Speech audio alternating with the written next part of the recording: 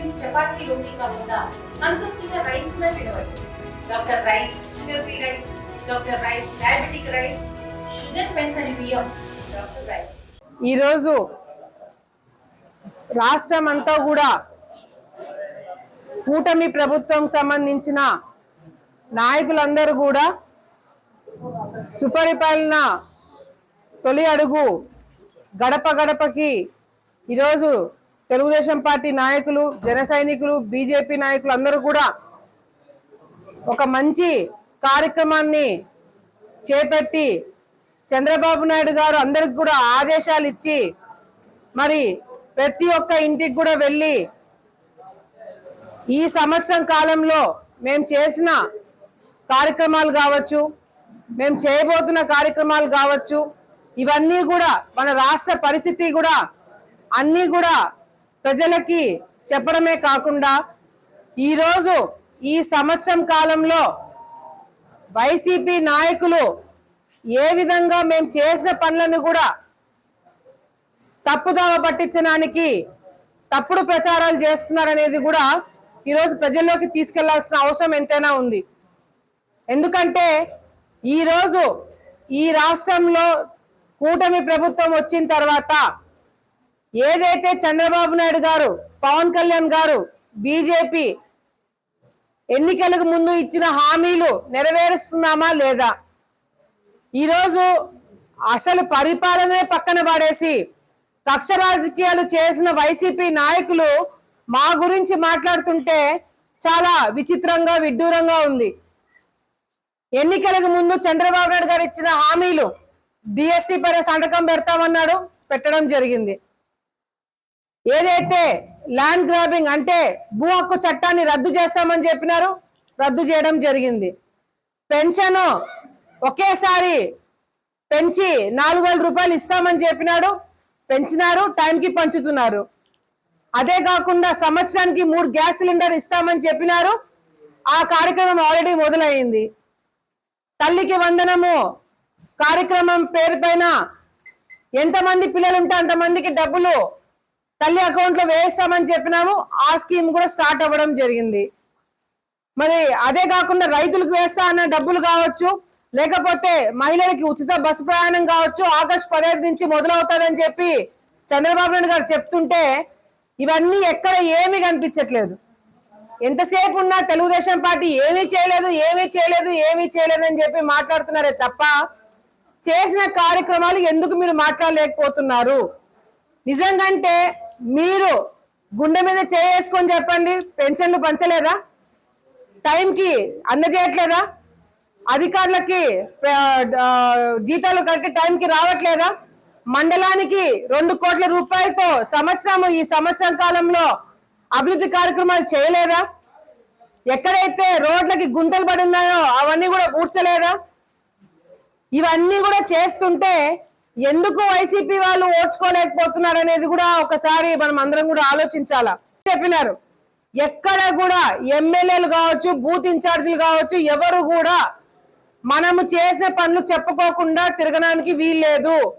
అన్ని చోట్ల కూడా మనం చేసే కార్యక్రమాలు చెప్పుకోవాలా, పదే పదే చెప్పాలా. ఎందుకంటే ప్రజలకు కూడా తెలియాలా, ఎన్ని ఇబ్బందులున్నా, ఎన్ని కష్టాలున్నా, లోటు బడ్జెట్ ఉన్నా, అప్పులున్నా కూడా ఈ రోజు మనం చేసే కార్యక్రమాలు ఏ రాష్ట్రంలో కూడా ఏ పార్టీ కూడా చేయలేని పనులు.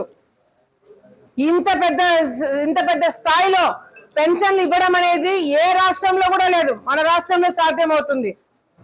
గతంలో చంద్రబాబు నాయుడు గారు అధికారంలో ఇంతకు ముందు ముఖ్యమంత్రిగా ఉన్నప్పుడు 14 సంవత్సరాలు 2014లో ఉన్నప్పుడు ఏ విధంగా అప్పుల పాలైనాము, ఏ విధంగా రాష్ట్ర విభజన జరిగి ఇబ్బందులు పడినాము, అయినా కూడా లోటు బడ్జెట్ లేకుండా మనం నెట్టుకొని వచ్చినాం. 5 సంవత్సరాలు వైసీపీ నాయకులు వచ్చిన తర్వాత 3 రాజధానులు అని చెప్పి రాష్ట్రాన్ని వెనక్కి తీసుకుపోయినారు. రాయలసీమకి వైసీపీ నాయకులు చేసింది ఏంటండి? ఒక్కటంటే ఒక్క ప్రాజెక్టుని తీసుకురాగలిగినారా? అప్పుడు బిఆర్ఎస్ అంటే కేసీఆర్ తోటి కుంభక్కయ్యి ఏ విధంగా మన రాష్ట్రానికి రావాల్సిన ఆస్తులు కూడా మీరు తెలంగాణకి ఇచ్చేయాల్సి వచ్చింది. కేంద్రంకి వెళ్ళి ఎంతసేపు మీ కేసులు కాపాడుకోవడానికి కాలు మొక్కినారే తప్ప రాష్ట్రానికి ఒక ప్రాజెక్ట్ కూడా తీసుకురాలేకపోయినారు. పోలవరంని పక్కన పడేస్తున్నారు. ఈ రోజు రాయలసీమలో మళ్ళీ రైతులు రాజు అవ్వాలంటే, రైతులు బాగుపడాలంటే, రాయలసీమ బాగుపడాలంటే అది కేవలము కూటమి ప్రభుత్వం వల్లనే సాధ్యం అవుతుంది. దీనికి ఎటువంటి డౌట్ కూడా లేదు. ఈ రోజు మీరు ఇన్ని మాట్లాడుతున్నారు. నిజంగంటే మీరు 5 సంవత్సరాల అధికారంలో ఉండి మీరు చెప్పినవన్నీ కూడా చేసి మీ జగన్మోహన్ రెడ్డి గారు కావచ్చు, మీరు కావచ్చు, అంత గొప్ప నాయకులు అయింటే మీకు ప్రతిపక్ష హోదా కూడా ప్రజలు ఎందుకు ఇవ్వలేకపోయినారు? మీ మీద అంటే ప్రజల తలుపున కొట్లాడే అవకాశం కూడా మీకు ఇవ్వలేదు.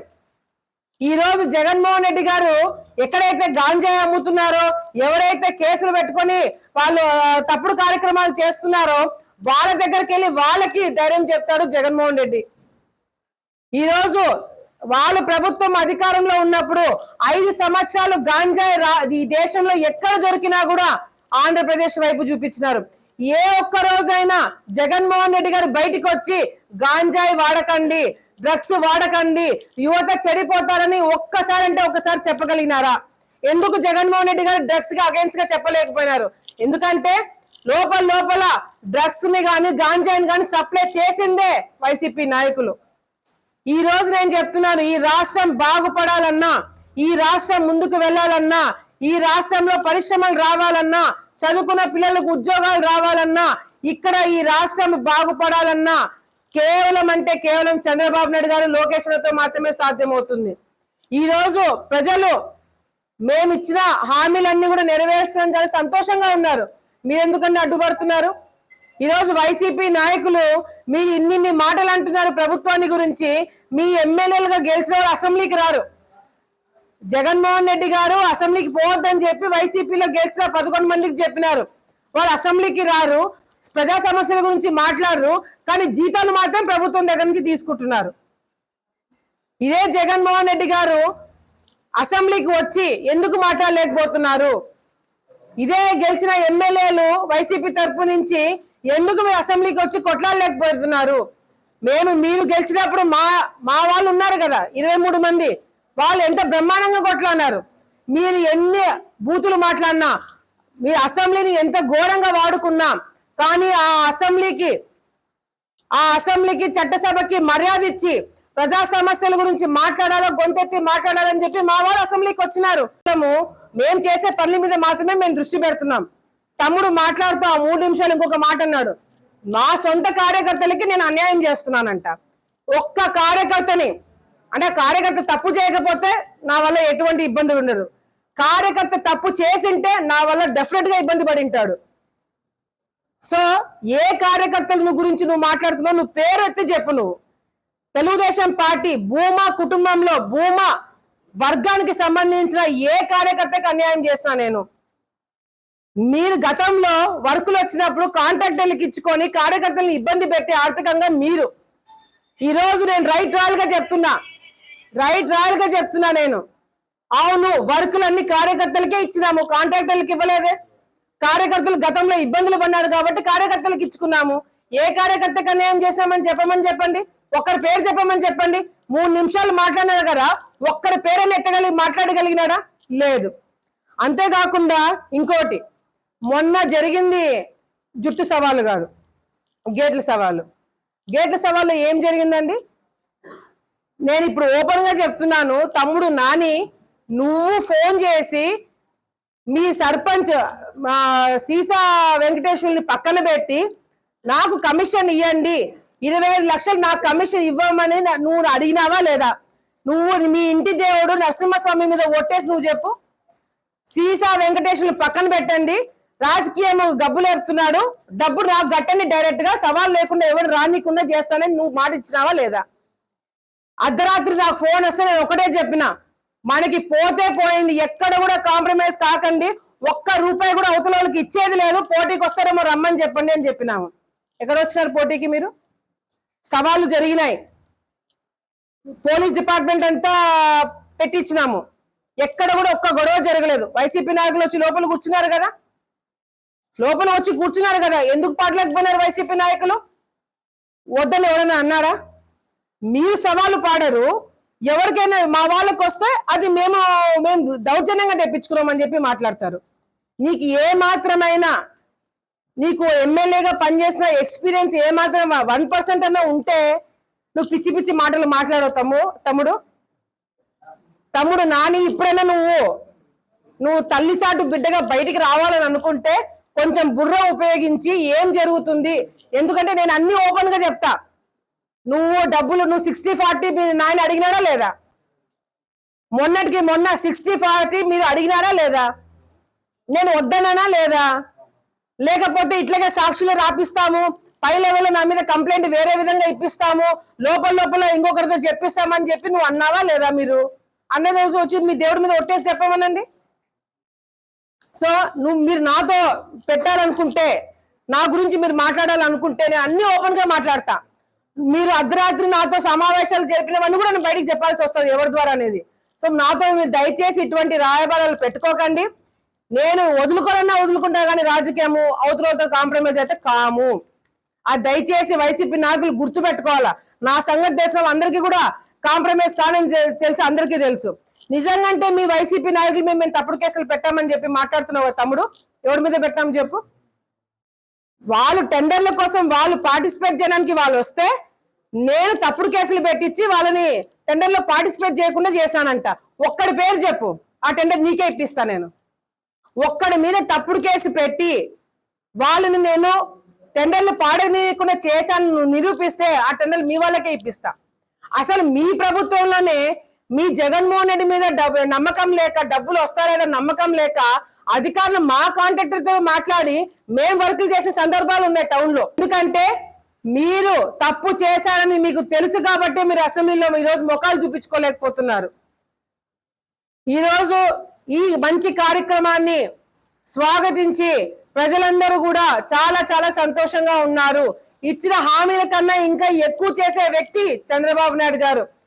మనకి కృష్ణా నుంచి నీళ్ళు వస్తున్నాయి, కానీ ఇప్పుడు గోదావరి నుంచి కూడా నీళ్లు తీసుకొని రాయలసీమకి ఇప్పిస్తున్నారంటే రేపు పొద్దున చివరి ప్రాంతం, చివరి ఆయకట్టు మన ఆలగడ్డ, చివరి ఆయకట్టు వరకు నీళ్లు తీసుకురావడానికి ఈ ప్రభుత్వం కృషి చేస్తుందని చెప్పి ఈ సందర్భంగా మనం అందరం కూడా గుర్తు పెట్టుకోవాలా. నీళ్లు రాక మొన్నటి వరకు మనం ఇబ్బంది పడినాం. లిఫ్ట్ ఇరిగేషన్ ఇస్తున్నారు, చంద్రబాబు నాయుడు గారు ఓకే చేస్తున్నారు. బడ్జెట్ కోసం కేంద్ర ప్రభుత్వంలో మంత్రులు వెళ్ళి కలుస్తున్నారు. గతంలో కూడా మంత్రులుగా పనిచేస్తారు వైసీపీ నాయకులు. మీ మీడియా వాళ్ళన్నా చెప్పగలుగుతారా ఏ శాఖకి ఏ మంత్రి ఉన్నారు అనేది? ఎవరికి కూడా తెలియదు. ఒకరు బూతులు మాట్లాడతారు, ఒకరు డాన్సులు వేస్తారు, ఒకరు డాన్స్ వేసి కింద పడతారు, ఇంకొక కారణాల వల్ల మీడియాకి ఎక్కినారే తప్ప ఈ శాఖలో ఈ మంత్రిగా నేను ఈ పని చేశానని ఏ ఒక్క వైసీపీ నాయకులను చెప్పుకోగలుగుతున్నారా? ఈరోజు జగన్మోహన్ రెడ్డి గారు కేవలం అంటే కేవలము ఆయనకు సంబంధించిన 4-5 మంది వ్యక్తులని పక్కన పెట్టుకొని రాజకీయం చేశారే తప్ప రాష్ట్రంలో పరిపాలన చేయలేకపోయినారు. గతంలో అన్నపూర్ణగా ఉన్న రాష్ట్రాన్ని అప్పుల పాలన చేస్తున్నారు. గతంలో అన్నపూర్ణ ఉన్న రాష్ట్రాన్ని అడుగు తినేలాగా చేస్తున్నారు. మళ్ళీ మా ప్రభుత్వం వచ్చిన తర్వాత శభాషణ అనిపించుకునేలాగా, ప్రజలందరూ కూడా శభాషణ అనిపించేలాగా, ఇది మంచి ప్రభుత్వం అనిపించుకునేలాగా మేమందరం కూడా కృషి చేస్తున్నాం. మీరు మా గురించి ఎన్ని విమర్శలు చేసినా, ఎన్ని తప్పుడు మాటలు మాట్లాడినా, ఎన్ని విధాలుగా ఎన్ని తప్పుడు రాతలు రాసినా కూడా మా చంద్రబాబు నాయుడు గారు ఒకటి చెప్పినారు, లోకేష్ అన్న గారు ఒకటి చెప్పినారు. అవన్నీ కూడా పక్కన పెట్టండి. మీ దృష్టి అంతా అభివృద్ధి మీద పెట్టండి, మీరు చేసే పనుల మీద పెట్టండి, కార్యకర్తల మీద పెట్టండి అని చెప్పారు. కాబట్టే ఈ రోజు ఒక్కటంటే ఒక తప్పుడు కేసు లేకుండా వైసీపీ నాయకులు బయట తిరగగలుగుతున్నారు. ఇదే ఈ రోజు అహోబిలం నుంచి మొదలు పెడుతున్నాం. ఈ ఇంటింటి కార్యక్రమం అహోబిలం నుంచి, అహోబిలం నరసింహస్వామి ఆశీస్సులతో ఆయన దర్శనం చేసుకొని అహోబిలం నుంచి మొదలు పెడుతున్నాం. ఇదే అహోబిలంలో ఎంతో మంది మీద తప్పుడు కేసులు పెట్టినారు, ఎంతో మందిని జైలుకు పంపించినారు, ఎంతో మందిని పీడీ యాక్ట్ పెట్టి లోపలికి పంపించినారు. కానీ మేము వచ్చిన తర్వాత ఒక్కరి మీద తప్పుడు కేసులు పెట్టినామా? లేదు. అది వాళ్ళ పరిపాలనకి మా పరిపాలనకి తేడా.